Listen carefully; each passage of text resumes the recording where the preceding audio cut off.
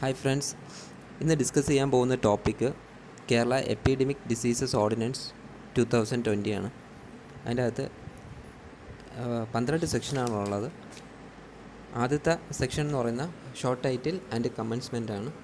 അതിൽ ഈ ആക്ടിൻ്റെ പേരാണ് പറയുന്നത് the Kerala epidemic diseases ordinance. ഇതൊരു ആക്ട് അല്ല, ഓർഡിനൻസ് ആണ് 2020. ഇതിൻ്റെ രണ്ടാമത്തെ സെക്ഷനകത്ത് ഇതിൻ്റെ ഒരു ഡെഫിനിഷൻസിനെ കുറിച്ച് പറയുന്നുണ്ട്. ഇതിന് 5 ഡെഫിനിഷൻസ് ആണുള്ളത്. 1 എപ്പിഡമിക് ഡിസീസ് എന്താണെന്നും, 2 ഗവൺമെൻറ് എന്താണെന്നും, 3 പ്രിസ്ക്രൈബ്ഡ് എന്താണെന്നും, 4 റെഗുലേഷൻ എന്താണെന്നും, 5 സ്റ്റേറ്റ് എന്താണെന്നും.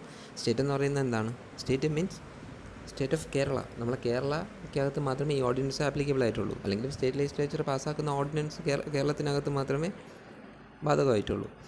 പിന്നെ ഗവൺമെൻറ് എന്ന് പറഞ്ഞാൽ ഗവൺമെൻറ് ഓഫ് കേരള എന്നാണ് അതിൻ്റെ അർത്ഥം. ഇതിൻ്റെ അകത്ത് പല സ്ഥലത്തും ഗവൺമെൻറ് എന്ന് പറയുന്നുണ്ട്. അപ്പോൾ ഗവൺമെൻറ് ഓഫ് ആന്ധ്രാപ്രദേശോ അല്ലെങ്കിൽ തമിഴ്നാടൊന്നും അല്ല, ഗവൺമെൻറ് ഓഫ് കേരളയാണ്.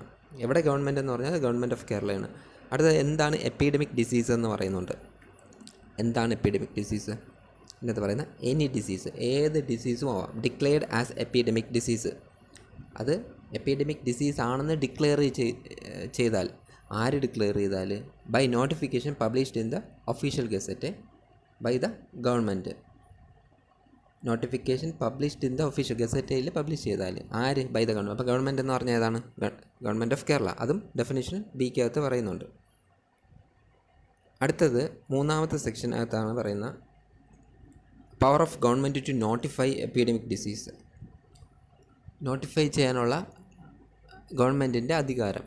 ഗവൺമെൻറ്റിന് ഇങ്ങനെ ഒരു ഡിസീസ് വന്നാൽ നോട്ടിഫിക്കേഷനിൽ പബ്ലിഷ് ചെയ്യാം, ഗസറ്റയിൽ പബ്ലിഷ് ചെയ്യാം. അത് എവിടേക്കാണ് ആപ്ലിക്കബിൾ ആകുന്ന? Through out state. അതായത് സ്റ്റേറ്റ് എന്ന് പറഞ്ഞാൽ ഞാൻ നേരത്തെ പറഞ്ഞു, അതിൻ്റെ ഡെഫിനേഷൻ ഉണ്ട്. State means state of Kerala, മൊത്തം സ്റ്റേറ്റിൽ, അതായത് തിരുവനന്തപുരം മുതൽ കാസർഗോഡ് വരെ എവിടേക്കാണോ കേരള സ്റ്റേറ്റിന് അധികാരമുള്ള അവിടേക്ക്. ഓർ ഇൻ സച്ച് പാർട്ട്, ഏതെങ്കിലും ഒരു പാർട്ടിൽ, ഇപ്പം ഫോർ എക്സാമ്പിൾ കോട്ടയത്ത് മാത്രം മതി, അല്ലെങ്കിൽ കോട്ടയത്ത് തന്നെ ഏതെങ്കിലും ഒരു ചെറിയൊരു സ്ഥലത്ത് മതി എങ്കിൽ അവിടെ മാത്രമായിട്ടും ചെയ്യാം. അല്ലെങ്കിൽ ഓർ പാർട്സ്, ഇപ്പോൾ കോട്ടയത്തിനകത്ത് ഒരു സ്ഥലത്ത് വേണം, അതുപോലെ തന്നെ കോഴിക്കോട് ഒരു സ്ഥലത്ത് വേണം, അപ്പോൾ അവിടെ ഈ 2 സ്ഥലത്ത് വേണമെങ്കിലും ഗവൺമെൻറ്റിന് ഈ പറയുന്ന നോട്ടിഫൈ ചെയ്യാം ഡിസീസിനെ, എപ്പിഡമിക് ഡിസീസിനെ നോട്ടിഫൈ ചെയ്യാനുള്ള അധികാരമുണ്ട്. അതാണ് സെക്ഷൻ 3 പറയുന്നത്. 4 പറയുന്നത് power to take special measures and specify regulation as to epidemic disease. Special measures എടുക്കാനുള്ള ഗവൺമെൻറ്റിൻ്റെ അധികാരം. എന്തിനാണ് സ്പെഷ്യൽ മെഷേഴ്സ് എടുക്കുന്നത്? ഇത് തടയുന്നതിലേക്ക് വേണ്ടിയിട്ടാണ്. ഈ സെക്ഷൻ അധികാരപ്പെടുത്തുന്നത് ജില്ലാ കളക്ടറിനെയാണ്. എന്തിനെന്ന് വെച്ചാൽ, എവിടെയെങ്കിലും ഒരു എപ്പിഡമിക് ഡിസീസ് റിപ്പോർട്ട് ചെയ്ത് കഴിഞ്ഞാൽ അത് അവിടെ റെഗുലേഷൻസ്, ഒരു ടെമ്പററി റെഗുലേഷൻസ് അല്ലെങ്കിൽ ഓർഡേഴ്സ് കൊണ്ടുവരാം. അത് എന്തിനാണ്? അത് പബ്ലിക് ഒബ്സർവ് ചെയ്യാൻ വേണ്ടിയിട്ടാണ്, പബ്ലിക് അനുസരിക്കാൻ വേണ്ടിയിട്ടാണ്. അത് ഒരാൾക്ക് വേണ്ടിയിട്ടോ ഒരു ക്ലാസ് ഓഫ് പേഴ്സണിന് വേണ്ടിയിട്ടോ നടപ്പാക്കാം. അതുപോലെ തന്നെ ഈ സെക്ഷനിൽ സബ് ക്ലോസ് 2 അതായത് സെക്ഷൻ 4 സബ് ക്ലോസ് 2 കുറച്ച് റെഗുലേഷൻസ് ഉണ്ട്. അത് പ്രകാരം എന്ത് ചെയ്യാം? ഗവൺമെൻറ്റിന് എന്ത് ചെയ്യാം? പ്രൊഹിബിറ്റ് ചെയ്യാം. ഇനി യൂസേജ് ഓർ ആക്ട് എന്തൊക്കെയാണ് പ്രൊഹിബിറ്റ് ചെയ്യാൻ പറ്റുന്ന? Gathering, celebrations, worship or other such activities within the state. അതായത് ആൾക്കാർ വന്ന് കൂടുന്ന കൂട്ടായ്മകൾ, സെലിബ്രേഷൻസ്, ആഘോഷങ്ങൾ, ആരാധനകൾ, അല്ലെങ്കിൽ ആൾക്കാർ കൂടുന്ന മറ്റെന്തെങ്കിലും ആക്ടിവിറ്റീസ് ഉണ്ടെങ്കിൽ അതെല്ലാം സ്റ്റേറ്റ് ഗവൺമെൻറ്റിന് ഇത് പ്രകാരം തടയാൻ പറ്റും. അതുപോലെ തന്നെ ഈ ഇൻസ്പെക്റ്റ് ചെയ്യാൻ പറ്റും ഗവൺമെൻറ്റിന്. ഏതെങ്കിലും ആൾക്കാർ ആകാശം വഴിയോ ട്രെയിൻ വഴിയോ റോഡ് വഴിയോ കടൽ വഴിയോ അല്ലെങ്കിൽ മറ്റ് ഏതെങ്കിലും രീതിയിലോ വിദേശത്തു നിന്നോ മറ്റ് സ്റ്റേറ്റുകളിൽ നിന്നോ വരുന്നെങ്കിൽ അവരെ ക്വാറൻറ്റൈൻ ചെയ്യാനും അവരൊക്കെ ഐസൊലേറ്റ് ചെയ്യാനും ഒക്കെ ഉള്ള അധികാരം ഉണ്ട്. അത് എവിടേക്കാണ്? ഹോസ്പിറ്റൽസിൽ ടെമ്പററി അക്കോമഡേഷൻ കൊടുത്ത്, വീടുകളിൽ തന്നെ, അല്ലെങ്കിൽ സ്റ്റേറ്റ് ഗവൺമെൻറ് ആതറൈസ് ചെയ്തിരിക്കുന്ന ഓഫീസേഴ്സ് പറയുന്ന സ്ഥലങ്ങളിൽ. അടുത്തതായിട്ട് സിക്കകത്ത് പറഞ്ഞിരിക്കുന്നത്, അത് ഈ സെക്ഷൻ 4 തന്നെ പറഞ്ഞിരിക്കുന്നതാണ്, സബ് ക്ലോസ് 2 തന്നെ വരുന്നതാണ്. സ്റ്റേറ്റ് ബോർഡേഴ്സ് സീൽ ചെയ്യാനുള്ള അധികാരമുണ്ട്, ബോർഡേഴ്സ് അടയ്ക്കാനുള്ള അധികാരമുണ്ട് ഗവൺമെൻറ്റിന്. അടുത്തതായിട്ട് പറയുന്നതെന്ന് വെച്ചാൽ പബ്ലിക് പ്രൈവറ്റ് ട്രാൻസ്പോർട്ടിനകത്ത് റെസ്ട്രിക്ഷൻസ് കൊണ്ടുവരാൻ പറ്റും. അത് എത്ര പേര് ഇരിക്കണം, സോഷ്യൽ ഡിസ്റ്റൻസിങ് നോംസ് ഉണ്ടോ എന്ന് നോക്കണം. അതിൻ്റെ അകത്ത് ചെയ്യേണ്ട കാര്യങ്ങളെല്ലാം ഗവൺമെൻറ്റിന് കൊണ്ടുവരാം. അതുപോലെ തന്നെ സോഷ്യൽ ഡിസ്റ്റൻസിങ് നോംസ് പ്രിസ്ക്രൈബ് ചെയ്യണം. അതിനുള്ള അധികാരം ഗവൺമെൻറ്റുണ്ട്. ഗവൺമെൻറ് പറയുന്നതിന് എഗെയിൻസ്റ്റ്, ഇപ്പം മാസ്ക് വയ്ക്കണം, അതുപോലെ തന്നെ അടുത്ത് ചേർന്ന് കൂട്ടം കൂടി നടക്കാൻ പാടില്ല എന്നൊക്കെ ഉള്ള നിയമങ്ങൾ ഗവൺമെൻറ്റിന് ഈ ആക്ട് പ്രകാരം കൊണ്ടുവരാം. അതുപോലെ തന്നെ അമ്പലങ്ങളിൽ, അതുപോലെ തന്നെ ഈ ആരാധനാലയങ്ങളിൽ ഒത്തുകൂടലുകൾ റെസ്ട്രിക്റ്റ് ചെയ്യാനുള്ള അധികാരം ഗവൺമെൻറ്റിനുണ്ട്. അതുപോലെ തന്നെ അടുത്തായിട്ടുള്ള ഒരു അധികാരമാണ് functioning of offices, government and private and education institutions in the state.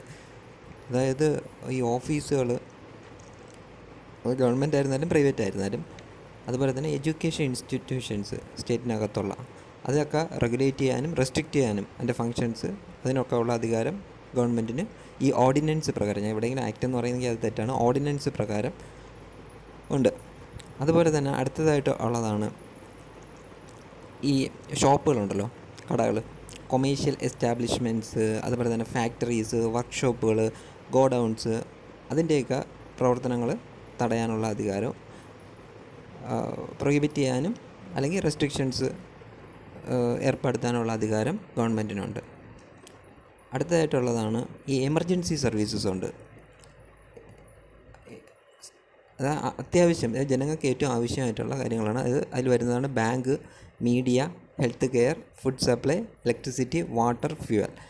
ഇതിൻ്റെയൊക്കെ ഡ്യൂറേഷനിൽ റെസ്ട്രിക്ഷൻസ് കൊണ്ടുവരാനുള്ള അധികാരം ഗവൺമെൻറ്റിനുണ്ട് ഈ ഓർഡിനൻസ് പ്രകാരം. അടുത്തതായിട്ടുള്ളതാണ് മറ്റെന്തെങ്കിലും ആവശ്യം, അതായത് ഈ ആക്ട് റെഗുലേറ്റ്, ഈ ഒരു ഇതിന് ഏറ്റവും ആവശ്യമായിട്ടുള്ള ഈ റെഗുലേഷൻസോ പ്രിവെൻഷൻസോ ഈ എപ്പിഡമിക് ഡിസീസ് തടയുന്നതിലേക്ക് വേണ്ടിയിട്ട് ഗവൺമെൻറ്റിന് വേറെ എന്തെങ്കിലുമൊക്കെ കൊണ്ടുവരണമെന്ന് ഉണ്ടെങ്കിൽ അത് കൊണ്ടുവരാനുള്ള അധികാരം ഇതിൻ്റെ ജെ പ്രകാരം, ഈ സെക്ഷൻ 4 സബ് ക്ലോസ് 2J പ്രകാരം ഗവൺമെൻറ്റിന് അധികാരം ഉണ്ടായിരിക്കുന്നതാണ്. അതുപോലെ തന്നെ സെക്ഷൻ 5 ഇതിൻ്റെ പെനാൽറ്റി പറയുന്നുണ്ട്. ഇത് ഏതെങ്കിലും ആൾക്കാരോ ഇൻസ്റ്റിറ്റ്യൂഷനോ കമ്പനിയോ ഈ റെഗുലേഷൻസ് പാലിക്കേണ്ടവർ പാലിക്കാതെ ഇരുന്ന് കഴിഞ്ഞാൽ അത് പണിഷബിളാണ്. അതിൻ്റെ ഒഫൻസ് ഇതിൻ്റെ അകത്ത് പറയുന്നുണ്ട്. അതിൻ്റെ ഒഫൻസാണ് 2 വർഷം തടവും പിഴയും. പിഴ എന്ന് പറയുന്ന 10,000 രൂപയിൽ കൂടാത്ത പിഴയും, അല്ലെങ്കിൽ രണ്ടും കൂടി, അത് തടവും പിഴയും കൂടെ ചേർത്ത്. അതാണ് സെക്ഷൻ 5 പറയുന്നത്. സെക്ഷൻ 6 ഇതിൻ്റെ അബറ്റ്മെൻറ്റ് ഓഫ് ഒഫൻസ് ആണ്. കുറ്റം ചെയ്യാനായിട്ട് പ്രേരിപ്പിക്കുന്നവർക്കും ഇതേ ശിക്ഷ തന്നെയാണ്, 2 വർഷം തടവും പിഴയും, അത് 10,000 രൂപയിൽ കൂടാത്ത പിഴയും, അല്ലെങ്കിൽ രണ്ടും കൂടി. ഈ സെക്ഷൻ 7 പറയുന്ന ഈ ഒഫൻസ് കോഗ്നിസിബിൾ ആൻഡ് ബെയിലബിൾ ആണ് എന്നാണ്. അതായത് ഇത് പ്രകാരം നമുക്കെതിരെ കേസെടുത്ത് അത് ജാമ്യം കിട്ടുന്ന ഒഫൻസാണ്. നമുക്ക് ബെയിലെടുത്ത് വീട്ടിലിരിക്കാം, നമുക്ക് ജയിലിലൊന്നും പോകേണ്ട ആവശ്യമില്ല. ഇത് കോഗ്നിസിബിൾ ഒഫൻസാണ്. ഇതാണ് ഏറ്റവും ഇമ്പോർട്ടൻ്റ് ആയിട്ടുള്ള കാര്യം. കോഗ്നിസിബിൾ ഒഫൻസ് എന്ന് പറഞ്ഞു കഴിഞ്ഞാൽ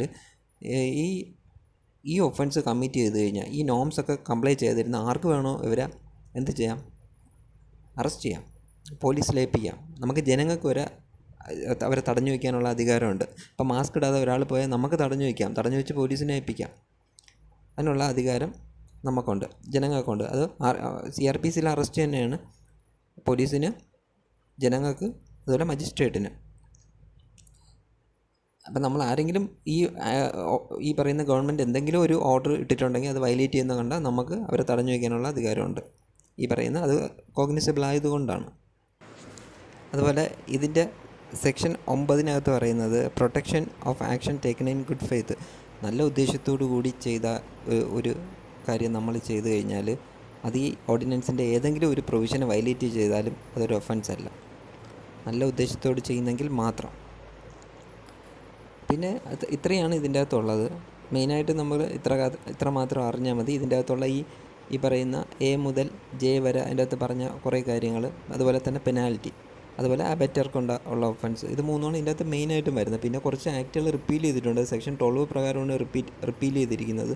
അതായത് കൊച്ചിൻ എപ്പിഡമിക് ഡിസീസസ് ആക്ട് 1072 എന്ന് പറഞ്ഞു കഴിഞ്ഞാൽ നമ്മളെ കൊല്ലവർഷമാണ് കേട്ടോ മലയാളം.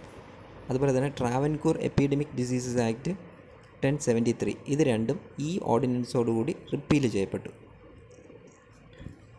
പിന്നെ അടുത്തതായിട്ട് ഉള്ളതെന്ന് പറഞ്ഞാൽ ഈ date of commencement of this ordinance, the provision of Epidemic Disease Act 1897 shall have no application to the territories comprised in Malabar area as defined in the State Reorganization Act 1956. അതും കൂടി നമ്മൾ നോക്കണം. ഇത്രയുമാണ് ഈ ആക്ടിൻ്റെ പ്രസക്തമായിട്ടുള്ള കാര്യങ്ങൾ. ഇത് പലർക്കും അറിയത്തില്ല, അതുകൊണ്ടാണ് ഈ ആക്ട് ഞാൻ ഒന്ന് വായിച്ചത്. ജസ്റ്റ് ഒന്ന് വായിച്ചു വിടുകയാണ് ചെയ്തത്. ഇത് നിങ്ങൾക്ക് ആവശ്യമുള്ളൊരു PDF എടുത്തിട്ട് നോക്കണം. കാരണം ഇത് ഇന്നത്തെ സമയത്ത് ഏറ്റവും ഇമ്പോർട്ടൻ്റ് ആയിട്ടുള്ളൊരു ഓർഡിനൻസാണ്. നമ്മളിത് അറിഞ്ഞിരിക്കേണ്ടതാണ്. അതുപോലെ തന്നെ നമുക്ക് കുറേ അധികാരങ്ങളുണ്ട് ഈ ആക്ട് പ്രകാരം, ഈ ഓർഡിനൻസ് പ്രകാരം. ആ അധികാരം എന്ന് പറയുന്നത് ഗവൺമെൻറ് എന്തെങ്കിലും ഒരു ആക്ഷൻ എടുത്തിട്ടുണ്ടെങ്കിൽ, അത് ആരെങ്കിലും വയലേറ്റ് ചെയ്യുന്നെങ്കിൽ അത് നമ്മൾ കൃത്യമായിട്ടും അറിയിക്കണം. നമുക്കത് തടയാനുള്ള അധികാരം വരെ ഉണ്ട്. അത് കോഗ്നിസിബിൾ എന്ന് പറയുന്ന ആ വാക്കിനകത്താണ്. നമുക്ക് CRPC പ്രകാരം കിട്ടുന്ന ഒരു അധികാരമാണ്. അത് നമ്മൾ ഉപയോഗപ്പെടുത്തണം. അതുപോലെ ഇങ്ങനെയുള്ളൊരു ഡിസീസൊക്കെ തടയേണ്ട ആവശ്യം ഗവൺമെൻറ്റിന് മാത്രമല്ല ഉള്ളത്, നമ്മളും കൂടെ വിചാരിച്ചാൽ മാത്രമേ അതായത് ഗവൺമെൻറ്റിൻ്റെ ഒരു സപ്പോർട്ട് കിട്ടത്തുള്ളൂ. ഗവൺമെൻറ് ഒറ്റയ്ക്ക് വിചാരിച്ചാൽ ഒന്നും നടക്കത്തില്ല. അതുകൊണ്ട് നമ്മൾ ഈ ആക്ട് നന്നായിട്ട് അറിഞ്ഞിരിക്കണം. അതുപോലെ തന്നെ ഇത് തടയുന്നതിലേക്ക് വേണ്ടി നമ്മൾ നമ്മുടേതായിട്ടുള്ള രീതിയിലുള്ള കാര്യങ്ങളും കൂടി ചെയ്തിരിക്കണം. ഓക്കെ, ഇനി അടുത്ത വീഡിയോയിൽ കാണാം. ബൈ.